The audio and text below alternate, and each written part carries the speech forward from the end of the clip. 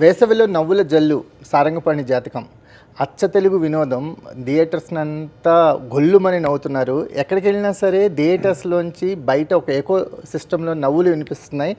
ఒక background score లాగా నవ్వులు మారిపోయిన స్క్రీన్స్ చూస్తున్నాం. ఇలాంటి రెస్పాన్స్ కానీ ఇలాంటి వైబ్ కానీ ఈ మధ్యకాలంలో చూడలేదు. సో సారంగపాణి జాతకం అనేది హిలేరియస్ ఫ్యామిలీ ఎంటర్టైనర్ అంటంలో ఏమాత్రం సందేహం లేదు. సో దర్శకులు ఇప్పుడు మనతో ఉన్నారు. సార్ నమస్తే. నమస్కారం. నమస్తే అండి. సార్ స్తబ్దుగా ఉన్న థియేటర్స్ని మళ్ళీ గొల్లు కనిపించారు సార్. థ్యాంక్ యూ అండి.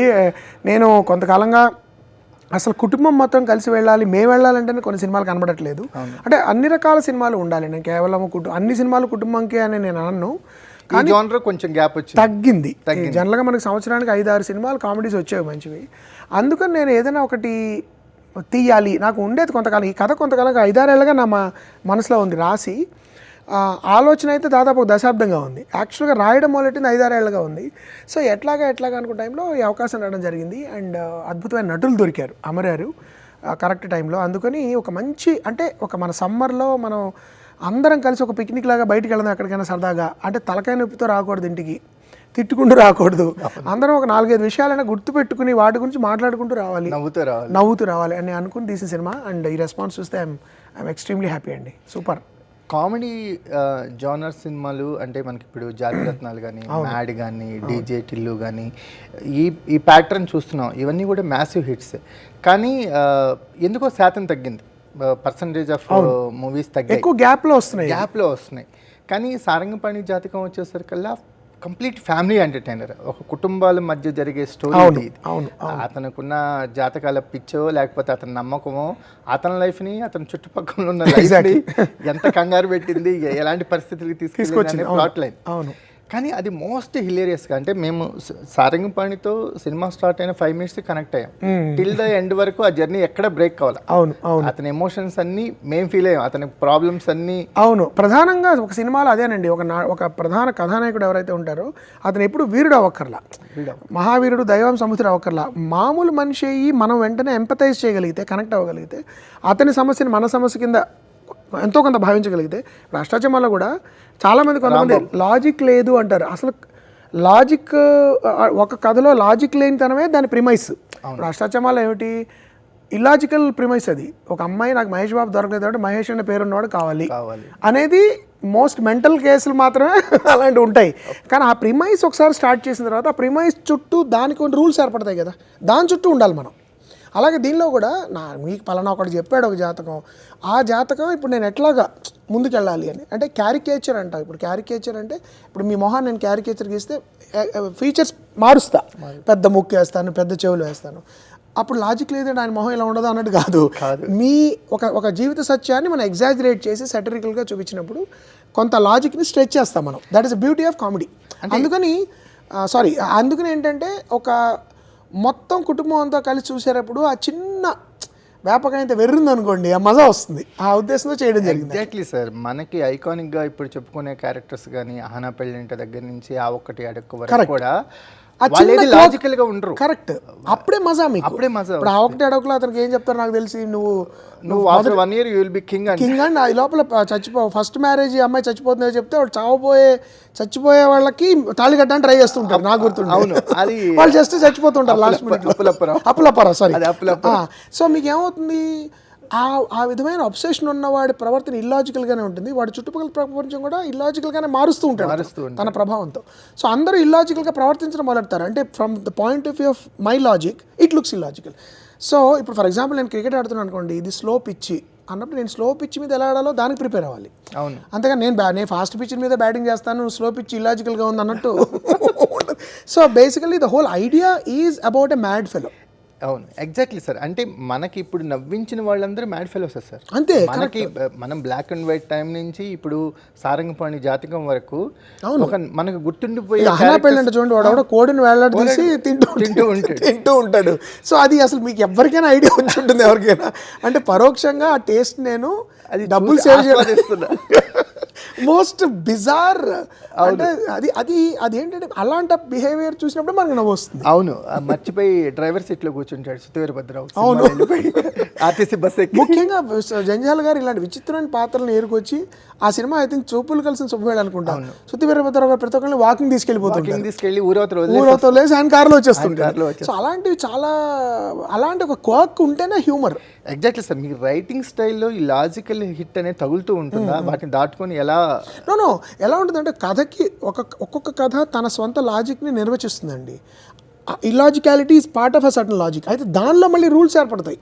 ఈ ఇల్లాజికాలిటీ అంటే ఈ పాత్ర ఇల్లాజికల్గా ప్రవర్తిస్తుంది, అప్పుడు ఎలాంటి ప్రవర్తన ఉండాలి అన్న దాని మీద కొన్ని మనం ఫాలో అవుతాం. ఎగ్జాక్ట్లీ, మీరు చెప్పింది కూడా అతను ఇల్లాజికల్ గా ఉంటాడు, క్రూయల్ కాదు. ఆ పాపకి స్వీట్ పెట్టేటప్పుడు వాడి మొత్తం సర్వనాశనం చేసి అతని క్యారెక్టర్ పడిపోయినా సరే ఆ తప్పు జరగనివాడు. అతను ముందరే నేను అందునే కథలో వాడు ఏమంటాడు ఫ్రెండ్తో, ఒరే ఎంతమంది దుర్మార్గులు నేరాలు ఘోరాలు చేసి తప్పించి తిరుగుతున్నారా, అలాంటి వాడిని ఒక్కరిని పట్టుకుని వాడిని మనం ఏమైనా చేద్దాం కానీ ఇన్నసెంట్ వాళ్ళని ఈ డజన్ వాంట్ టు కిల్.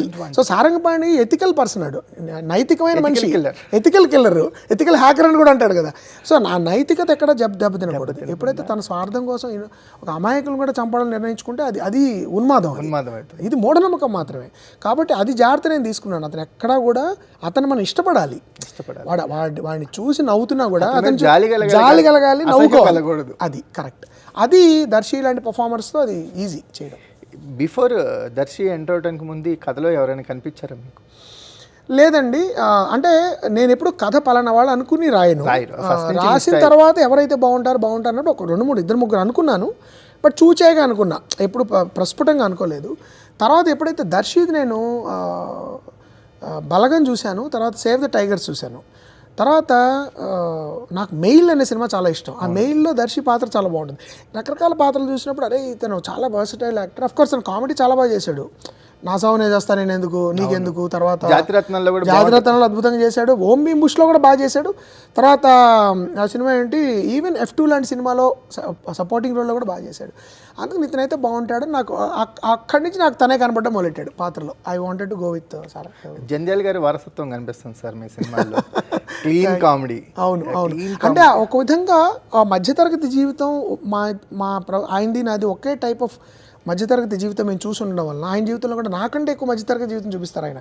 నేను ఎప్పుడెప్పుడైనా కొంచెం అర్బన్ టచ్ ఉంటుంది నాలో. ఆయన అసలు మీరు శ్రీవారికి ప్రేమలేఖలో వాడు ఆ చువ్వేళ్ళలో మీకు అసలు మనుషులు, ఆ డాబా ఇళ్ళు, ఆ లుంగీలు కట్టుకుని చొక్కాలు వేసుకుని బనీలు వేసుకుని మారతమాసాల మీద పడుకోవడం, చెట్ల కింద పడుకోవడం. ఒక సినిమా అదేంటి నాకు ఆయన రకరకాల సినిమాలు ఆ పేర్లు కూడా గుర్తుండవు.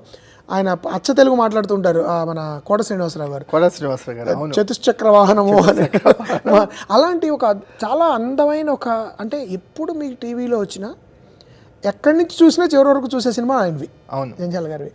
ఎప్పుడైనా మనకి ముళ్ళపూడి వెంకటరమణ గారి రచన కానీ, జంధ్యాల గారు కానీ, పాత తరంలో డివి నరసరాజు గారు, పింగళ నాగేంద్రరావు గారు, ఎల్వి ప్రసాద్ గారి సినిమాలు ఉంటాయి, మిస్సమ్మ లాంటివి, అప్పు చేసి పప్పుకుడు, ఇలాంటి సినిమాల్లో అలా రచన మనం చేయగలిగితే, అలాంటి కొత్త తరంలో క్రేజీ మోహన్ గారు, ఆయన తమిళ రైటరు.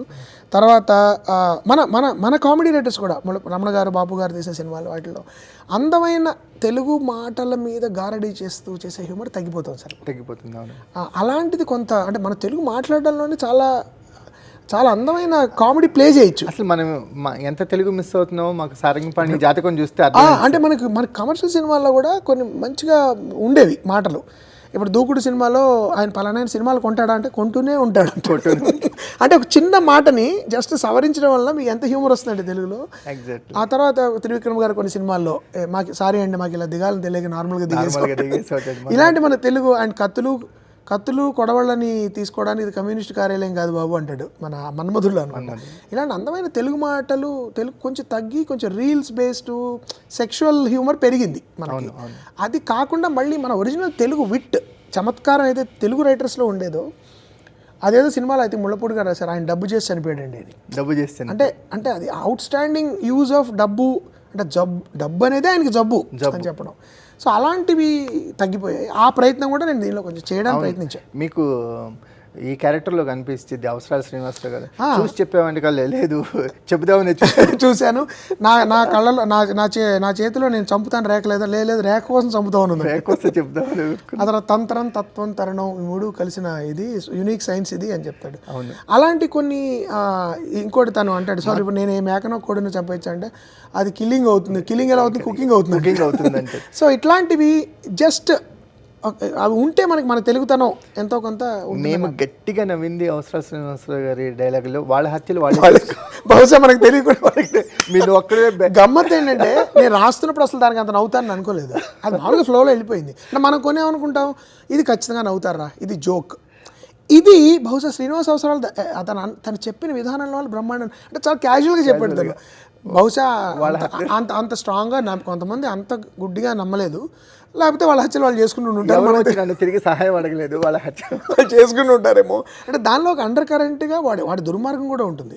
అంటే అమాయకులు ఎవరైనా నిజంగా నమ్మిన వాళ్ళు వాళ్ళ హత్యలు వాళ్ళు చేసేసుకున్నా వీడికి కాదు నాకు సహాయపడతారా లేదా అంతే. కాబట్టి అది అంటే యాక్టర్ వల్ల కూడా అది బాగా పండుతాయి. బాగా పండుతుంది. వీడు అతికించిన చోటల్లో కుట్టించుకునే రకం అనేది అసలు థియేటర్లో వీడు చిరిగిన చోట్ల కుట్లేసుకుంటూ వెళ్ళిపోతాడు అనేది అసలు థియేటర్లో ఒక్కసారిగా ఎక్స్ప్లోర్ అయింది. అంటే ఒక నిజంగా అలాంటి తెలుగుని మిస్ అవుతున్నాను. అవును, కరెక్ట్. అది నాకు అనిపించింది. అంటే కానీ జీవితంలో మిస్ అవ్వట్లేదు సార్, సినిమాలో మిస్ అవుతున్నాం. జీవితంలో ఇప్పుడు మనలాంటి వాళ్ళు కలిసినప్పుడు, ఫ్రెండ్స్ని కలిసినప్పుడు ఇంకా చాలా లైవ్లీ కాన్వర్సేషన్స్ జరుగుతున్నాయి. అంటే అందమైన తెలుగు మాట్లాడేవాళ్ళు మొన్న ఎవరో అంటున్నారు మొక్కజొన్న కండే ఏంటిది సరిగ్గా ఏమయ్యా పైన ఏదో ఒక రంగు మారింది కానీ లోపల విషయం మారలేదు సరిగ్గా కాలేదు అన్నాడు మొక్కజొన్న కండే. అలాంటి మంచి అంటే కలోక్వియల్ అంటాం మనం, వ్యావహారిక తెలుగులో ఉండే అందాలు, ఉండే చమత్కారం, ఉండే విట్ అంటాము. ఆ ఇంగ్లీష్లో చమత్కారం విట్ అంటాము, తెలుగులో చమత్కారం అది పోయింది, తగ్గింది. అది మళ్ళీ మాకు సారంగపాణి జాతకంలో చాలా బాగా కనిపించింది. క్యారెక్టర్లో కనిపించింది. అవును, ప్రయత్నం సక్సెస్ఫుల్ అయింది. చాలా సక్సెస్ఫుల్ అయింది. ఈ సినిమా క్యారెక్టర్స్ విషయానికి వచ్చేసరికల్లా కిషోర్ క్యారెక్టర్ అసలు అలాంటి ఫ్రెండ్ ఒకటి ఉండాలి సార్. అసలు వెర్ల కిషోర్ ఎంత బాగా యాక్ట్ చేస్తారంటే ఇప్పుడు మరణ సహాయం మలయాళం సినిమా అది అంతవరకు నేను రాశా. తర్వాత ఏం ఎక్స్ప్లెయిన్ చేశాడంటే తను కిషోర్తో డేంజర్ ఫన్ ఏంటంటే కెమెరా రోల్ అవుతుంటే ఏదో అనేస్తాడు, ఒకప్పుడు చెప్తాడు, ఒకప్పుడు చెప్పను కూడా చేస్తాడు. అయ్యో సర్ప్రైజ్ అందరూ మనకు సడన్గా నవ్వొస్తుంది షూట్ చేస్తున్నప్పుడు. కుమారి ఆంటీలో ఉండేవాడు జాలీ జోసెఫ్లో తయారు. అంటే ఆ టీవీ చూసే వాళ్ళకి ఆ జాలీ జోసెఫ్ మీద ఒక ఫిల్మ్ ఉంది, డాక్యుమెంటరీ నెట్ఫ్లిక్స్ మీద, చూసే వాళ్ళకి ఇమ్మీడియట్గా పగలబడతాం. మామూలుగా కాదు. అలాంటివి కిషోర్ అసలు ఎన్ని చెప్తాడోనండి షూట్లో, టక్క వస్తూనే ఉంటాయి కిషోర్ దగ్గర. సార్ ఒకటే అడుగుతాడు, సార్ ఇది ఓకేనా, యాడ్ చేయనా అంటాడు. ఓకే 99% నేను ఓకేనా అంట. 1% ఒకప్పుడు చెప్పకుండా టక్కని అంటాడు, అది కూడా చాలా బాగుంటుంది. సరిపోయింది. శనివారం కూడా బాగా అది గమ్మత్ ఏంటంటే ఆ రోజు రిలీజ్ అయింది సినిమా, మా షూటింగ్ రోజు. ఓకే, ఆ సీన్ మేము తీస్తున్నప్పుడు సరిపోతే సినిమా రిలీజ్ అయింది. తను వచ్చి మామూలుగా ఆ సీన్ లేవంగానే అనాలి. సో తను అన్నాడు సార్ ఇది అంటాను సార్ ఈరోజు రిలీజ్ అయింది సార్, కరెక్ట్గా ఉంటుంది ఈ సీన్కి అన్నాడు. హర్ష ప్లీజ్ అన్న సరిపోయింది శనివారం అనగానే అసలు it has a different ring all together. Okay, ఏంటి సార్ ఆల్ఫా మేల్ మీద గట్టిగా బండి ఆల్ఫా మేల్ యానిమల్ సినిమా మీద ఏమన్నా? అలానే లేదండి, యాక్చువల్లీ దానికి సంబంధం లేదు. ఆల్ఫా మేల్ గురించి ఆండ్రూ టేట్ అని ఒక అతను చాలా కాలంగా మాట్లాడాడు, కానీ యానిమల్ తర్వాత పదం ఎక్కువ పాపులర్ అంటే కొంచెం అయ్యింది. అంటే నాకు పర్సనల్గా ఆల్ఫా మేల్ అనే కాన్సెప్ట్ నాకు హాస్యాస్పదంగా. యానిమల్ సినిమా మీకు నచ్చిందా లేదా అది నేను చెప్పనండి. I will reserve my comment. నాకు సందీప్ని కలిసినప్పుడు నేను సందీప్తో మాట్లాడుతాను దాని గురించి. కానీ but Sandeep is a very strong film maker అండి. అతని వాయిస్ అంటే చాలా స్ట్రాంగ్ కన్విక్షన్స్ ఉన్నాయి అతనికి. ఇది కానీ కొన్ని I want to discuss with because అంతకుముందు 2-3 సార్లు మేము కలిసి మాట్లాడుకోవడం జరిగింది. కొన్ని తెలుగులో మంచి పుస్తకాలు ఏమైనా ఉంటే చెప్పండి అని అడిగాడు నన్ను. నేను తనకు ఒక లిస్ట్ కూడా ఇచ్చాను మంచి నవలలు. అది తర్వాత మేము మళ్ళీ కలవలేదు obviously. But I want to have a conversation with నాకు థియరీ ఉంది ఆ సినిమా గురించి. అది నేను only Sandeep but alpha male అనేది నాకేంటంటే అది జంతు ప్రపంచంలో ఉండే ఒక కాన్సెప్ట్. అది జంతువుల్లో వూల్వ్స్లో కానీ లేకపోతే మిగతా జంతువుల్లో అది నిజం అనుకుని నమ్మిన ఒక అమ్మాయి ఉంది కదా సార్ మన సినిమాలో. అదే అంటే అది నా హాస్యం ఏంటంటే ఒక భ్రమలోకి మీరు ఇలాంటి ఒక భయంకరమైన మగతనం ఉన్న, అంటే అందరినీ లీడ్ చేసే ఒక మగతనం, అంటే ఆడవాళ్ళందరూ కూడా మ్యాగ్నెటిక్గా అట్రాక్ట్ అయిపోయే మగతనం ఉన్న మగవాడు అనేది ఒక ఇల్యూజన్. అది అలాంటి అందరూ పడచ్చు ఆ ఇల్యూజన్లో, ఆడవాళ్ళు కూడా పడచ్చు. అందుకు నేను ఐ వాంటెడ్ ఒక అమ్మాయి ద్వారా చెప్పించాను వాడు ఆల్ఫా మేల్ అంటే కీడించి మేలించేవాడు మామూలు మేలు, కీడు మేలు రెండు తనేవాడు ఆల్ఫా మేల్. వాడే ప్రాబ్లం వాడే సొల్యూషన్. కాబట్టి అది ఒక it's a satirical take on my concept, not offend anyone, but that is what I think of alpha males simply. అందుకని డెఫినేషన్ అమ్మాయికి చెప్పిచ్చేసేసాను నా దృష్టిలో. ఎలా సార్ అష్టాచమ్మ కానీ, అమితుమి కానీ, సారంగపాణి జాతకం కానీ ఒక ఎప్పుడు చూడగలిగే మూవీస్, ఎప్పుడు ఈ క్యారెక్టర్స్ క్రియేట్ చేసిన ఫన్ అనేది ఎవర్ గ్రీన్ ఎప్పటికీ ఉంటుంది, అంటే జనరేషన్స్ చూడొచ్చు. ఇంకోటి ఐ వాంట్ ఈ సినిమాలు over a period of time మంచిగా ఊరాలండి ఆవకాయలాగా ఊరి. ఇప్పుడు అష్టాచమ్మ అమితుమి అమితుమి వచ్చి 17 ఏళ్ళు అయింది, సారీ అష్టాచమ్మ వచ్చి 17 ఏళ్ళు అయింది, అమితుమి వచ్చి 8 ఏళ్ళు అయింది.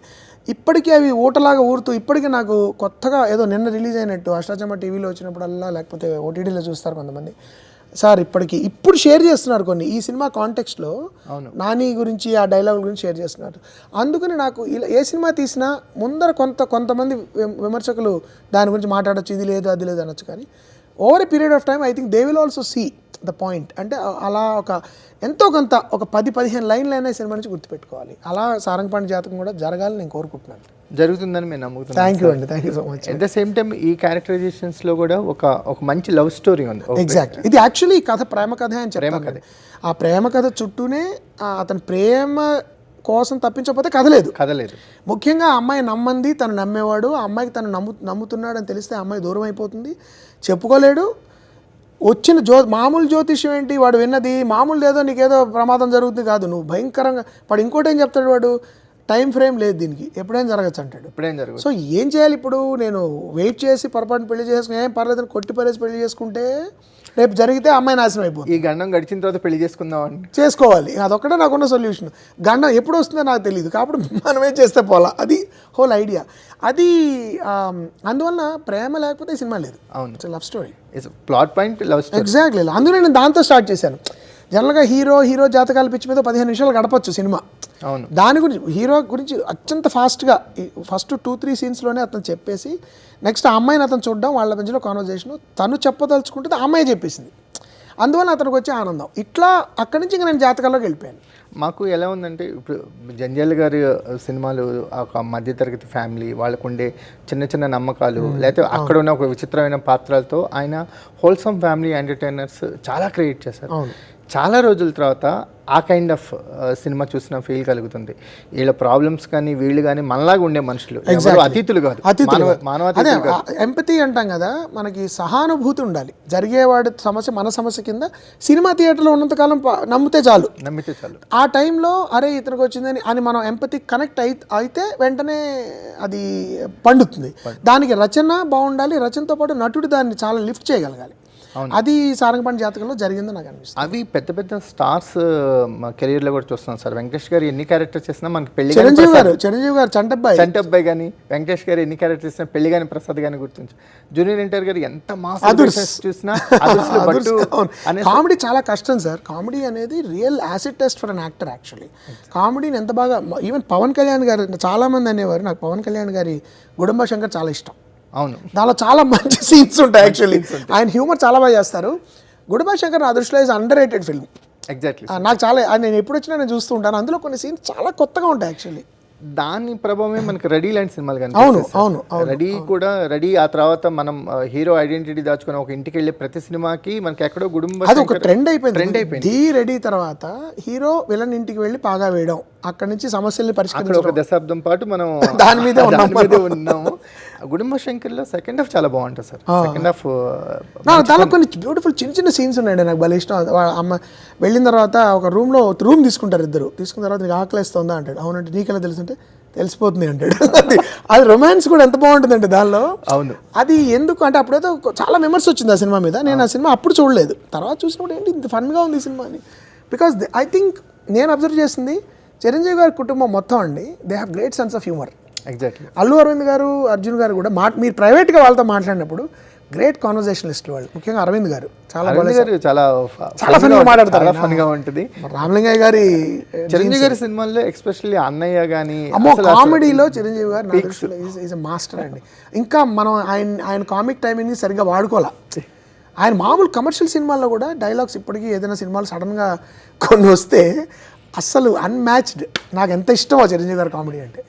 Super sir. అంటే ఈ సినిమా మనకి థియేటర్స్లో క్రియేట్ చేసిన వైబ్స్ కానీ, థియేటర్స్ వచ్చిన రెస్పాన్స్ కానీ, ఇప్పుడు మీకు రివ్యూస్ పరంగా కూడా చూసి అవునండి, అందరూ యునానిమస్ రిపోర్ట్ అసలు మస్ట్ వాచ్ అనే ఇచ్చారు అందరూ. అవును. సో ఈ జాతకం అనేది ఏంటో తెలిసిపోయింది. సో మీ ఇలాంటి కథలు ఇంకేమైనా బయటకు తీసే ఆలోచన ఉందా? ప్రస్తుతం లేవండి. నేను ఒక జానర్ తీసిన తర్వాత దాన్నే మళ్ళీ రిపీట్ చేయడం నాకు ఇష్టం లేదు. కానీ ఇంకొక కామెడీ, ఫుల్లీ రిటర్న్ కామెడీ ఒకటి నా దగ్గర ఉంది. అది నేను డైరెక్ట్ చేయాలా, నాకు అసిస్టెంట్స్ కొన్ని బ్రిలియంట్ డైరెక్టర్ ఇప్పుడు వస్తున్నారు, వాళ్ళు కుర్రాళ్ళు, వాళ్ళకి ఇచ్చి వాళ్ళని చేయమనాలా అనే కొంచెం మీమాంసలో ఉన్నాను. నాకైతే చేయాలని ఉంది అది, కానీ ఇమీడియట్గా చేయలేను. ఎగ్జాక్ట్లీ. ఎందుకంటే సీరియస్గా సినిమాలు చేసే మనకి మోహన్ లాల్ గారు కూడా బ్రో డాడీతో ఒక సూపర్ డూపర్ హిట్. అసలు కామెడీ అనేది ఆక్సిజన్ అండి. ఒక యాక్టర్ కెరియర్కి, ఒక డైరెక్టర్ కెరియర్కి, ఒక ప్రజలకి, ముఖ్యంగా ఫర్గెట్ డైరెక్టర్ అండ్ యాక్టర్స్, ప్రజలకి ఆక్సిజన్ అది. అంటే ఒక థియేటర్కి వచ్చి నవ్వుకుని వెళ్తే ఉండే ఎనర్జీ మీరు యాక్షన్ సినిమాలో కూడా ఉండదు. యాక్షన్ సినిమాలో ఎమోషనల్ ఫుల్ఫిల్మెంట్ ఉంటుంది, గూస్ బంప్స్ అంటాము, లేకపోతే కన్నీళ్ళు, దుఃఖం వస్తుంది, కోపం వస్తుంది, క్రోధం వస్తుంది, ఈ రసాలన్నీ యాక్షన్ సినిమాలో ఉంటాయి. కానీ మిమ్మల్ని రిఫ్రెష్ చేసి ఒక థెరపీ లాగా మీ మనసుని క్లీన్ చేసి మళ్ళీ మీరు సర్వీసింగ్ అయ్యి మళ్ళీ బయటికి వెళ్ళినట్టు చేయగలిగితే ఒక కామెడీ. మాకు పృథ్వీరాజ్ సుకుమార్ గారు ఆ డైరెక్షన్లో వచ్చిన బ్రో డాడీ చాలా ఇష్టం. అవును. మాకు ఒక కాంబినేషన్ ఫిల్మ్ మీ నుంచి అలాంటివి రావాలని కోరుకుంటున్నాను. ఈ మధ్య నేను మలయాళంలో పద్మిని అనే సినిమా చూశాను, చాలా బాగుంది అది కూడా. అంటే హ్యూమర్, సటిల్ బ్యూటిఫుల్ హ్యూమర్ అండి అది. దానిలో చూస్తే మనకి మనం ఒక రోజంతా రిఫ్రెష్ అయిపోతాం. అది అలాంటివి నాకు చేయడం ఇష్టం చాలా. అది కూడా ఒక లిటరీ అడాప్టేషనే. నాకు చాలా ఇష్టమైన ఒక నాటకం అది. ఆ నాటకం ఫ్రెంచ్ నాటకం అది నేను I want adapt. I already adapted, రాసేసాను నేను స్క్రిప్ట్. కోవిడ్ టైంలో కూర్చుని రాసిన స్క్రిప్ట్ అది ఎప్పుడైనా చేయాలని నా కోరిక. అది ఇంకా ఫాస్ట్ ఉంటుంది, అమ్మి తుమ్మి స్పీడ్లో ఉంటుంది అసలు. అంటే మాకు కథలు రాసుకొని ఆ తర్వాత కథలకి సెట్ అయ్యే ఆర్టిస్టులని చూసుకోవటం అనేది ఒక ప్యాటర్న్ సార్, మీరు ఫస్ట్ నుంచి ఫాలో అవుతుంది. మాకు ఒక కాంబినేషన్స్ ఏమైనా మిస్ అవుతున్నామని ఏమైనా అనిపిస్తుందా? కాంబినేషన్స్కి రాయలేకపోతున్నా అంటే అది కాంబినేషన్ ఉంటే వచ్చే కమర్షియల్ వైబ్ వేరండి. అది దొరకాలి మనకి, కరెక్ట్గా దొరకాలి. ఎందుకంటే స్టార్స్ హ్యావ్ ట్రెమెండస్ మ్యాగ్నెటిజం. అంటే వాళ్ళ పేరు చెప్తేనే అసలు ఫస్ట్ ముందర ఒక 3-4 రోజులు టికెట్లు బ్లాక్ అయిపోతాయి. అయితే అది ప్రెషర్ కూడా మనకి. ఆ ప్రెషర్ని తట్టుకుని పర్ఫెక్ట్ కాంబో అని మనం సాధించగలిగే కథ దొరికినప్పుడు మాత్రం ఆ వైబ్ వేరు. మీరు కానీ శేఖర్ కమల గారు కానీ అంటే ఒకే పందాలో వెళ్తున్నట్టు అనిపిస్తుంది ముందు కదా. శేఖర్ నాకంటే ఎక్కువ స్టార్స్తో పనిచేశారండి ఆయన వరుణ్ తేజ్తో చేశారు, ఇప్పుడు ధనుష్తో చేస్తున్నారు, తర్వాత నాగ చైతన్య గారితో చేశారు. నేను అంతమంది స్టార్స్ చేయలే. నేను చేసిన బిగ్గెస్ట్ స్టార్ నాని నా మై బాయ్ అంటాను చూడండి. But I want to work with, అంటే ఆ మ్యాజిక్ వేరు.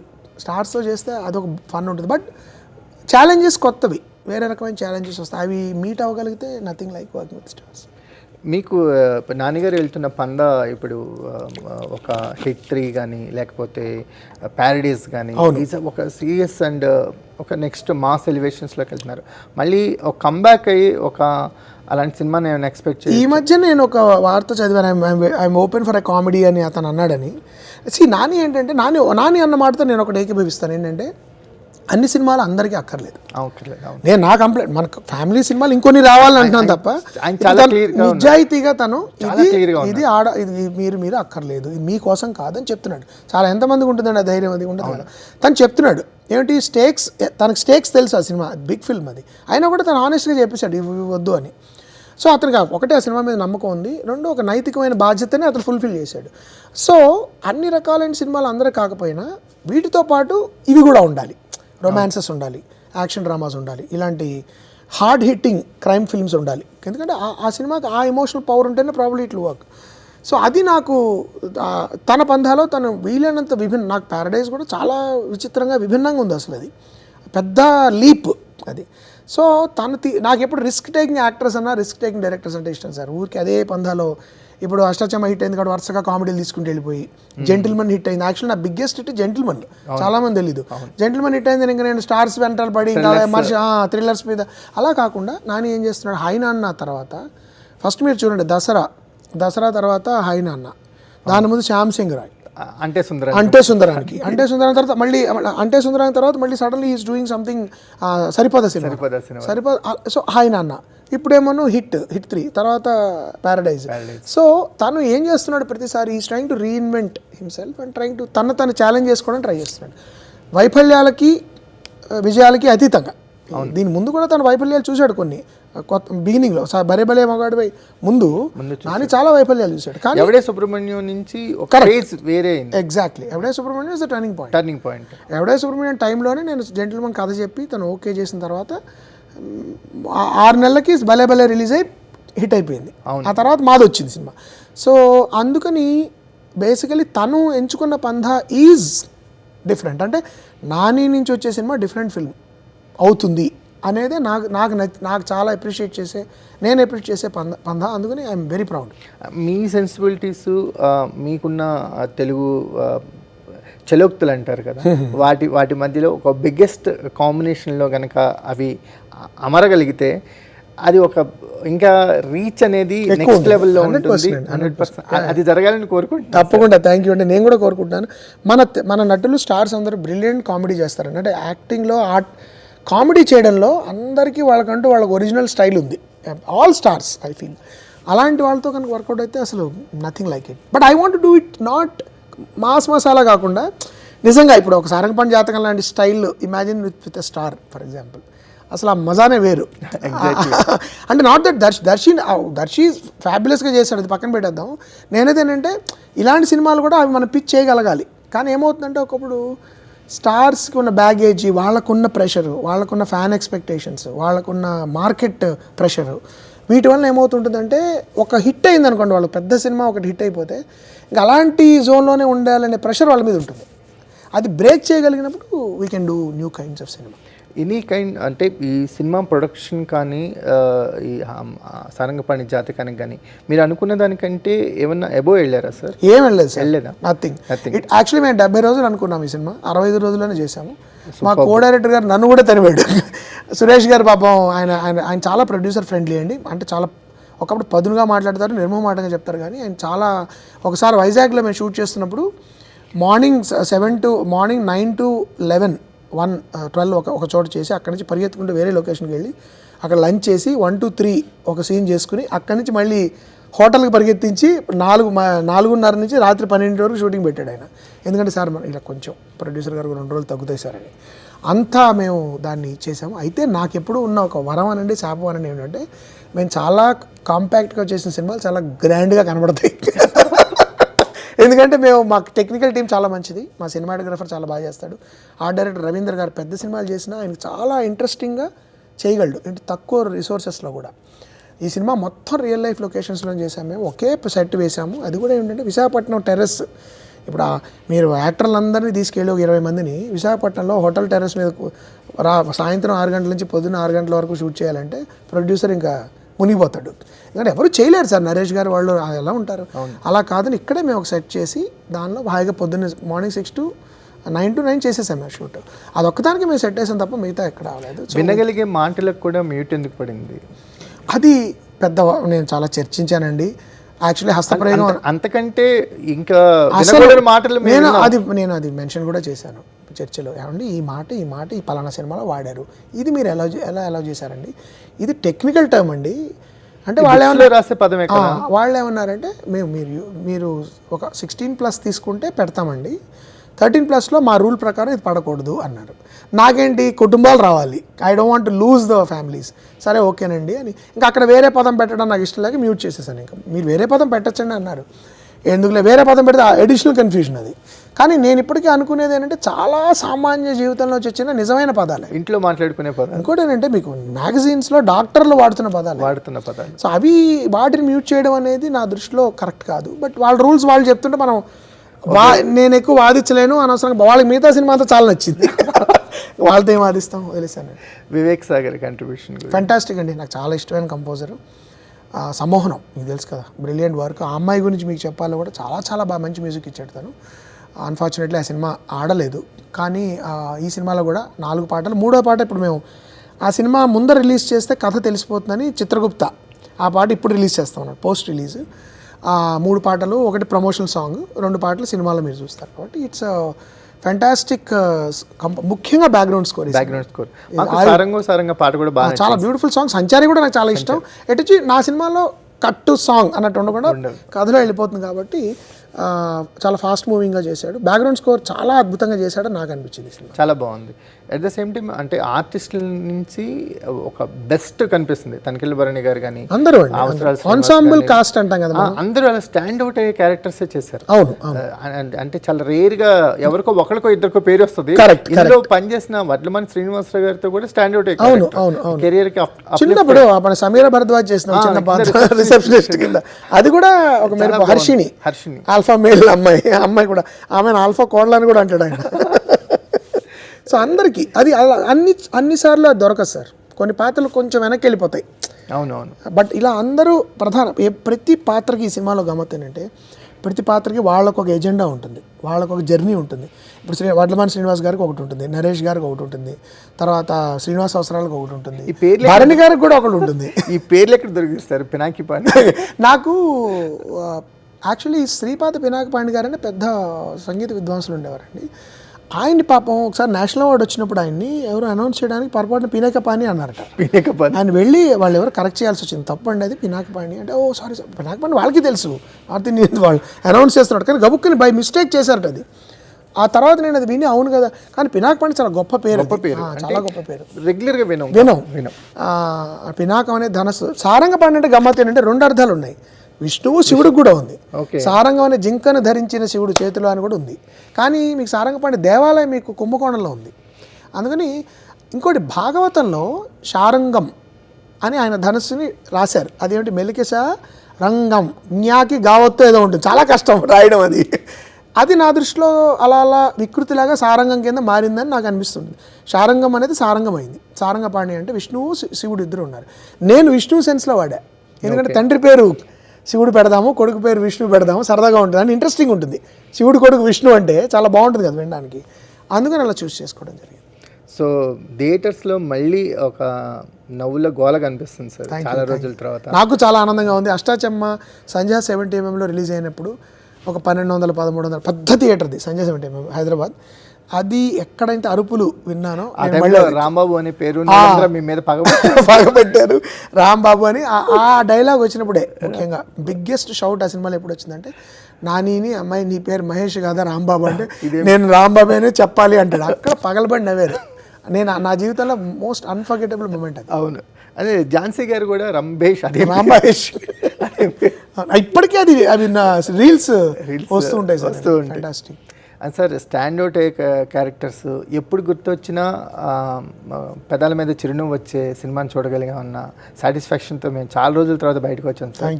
సో ఆడియన్స్ కూడా అంతే ఎంజాయ్ చేస్తున్నారు. సారంగపాణి జాతకం బాక్స్ ఆఫీస్ దగ్గర బిగ్గెస్ట్ సక్సెస్గా నిలవాలని కోరుకుంటున్నాం. థ్యాంక్ యూ అండి, థ్యాంక్ యూ సో మచ్.